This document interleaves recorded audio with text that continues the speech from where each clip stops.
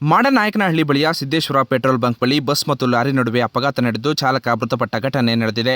ಭಾನುವಾರ ತಡರಾತ್ರಿ 1:30 ವೇಳೆ ಚಿತ್ರದುರ್ಗ ತಾಲೂಕಿನ ಮಾಡನಾಯಕನಹಳ್ಳಿ ಬಳಿಯ ಸಿದ್ದೇಶ್ವರ ಪೆಟ್ರೋಲ್ ಬಂಕ್ ಬಳಿ ಘಟನೆ ನಡೆದಿದ್ದು, ಗದಗ ಜಿಲ್ಲೆ ಮುಂಡರಗಿ ಮೂಲದ ಸುರೇಶ್ ರಾಠಿ ಎಂಬಾತ ಮೃತಪಟ್ಟಿದ್ದು 6 ಮಂದಿ ಗಾಯಗೊಂಡಿದ್ದರು. ಗಾಯಾಳುಗಳನ್ನು ಚಿತ್ರದುರ್ಗದ ಸರ್ಕಾರಿ ಆಸ್ಪತ್ರೆಗೆ ಚಿಕಿತ್ಸೆಗೆಂದು ದಾಖಲಿಸಲಾಗಿದೆ.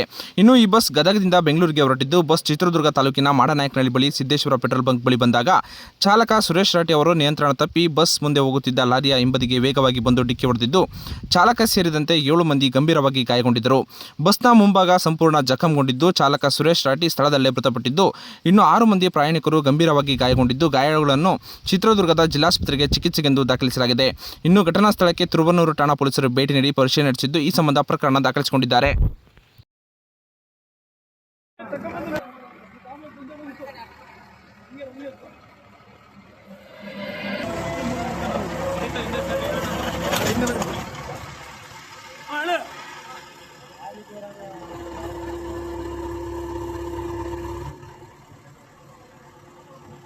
ಗಾಡಿ ಜಾಮ್ ಮಾಡ್ರಿ.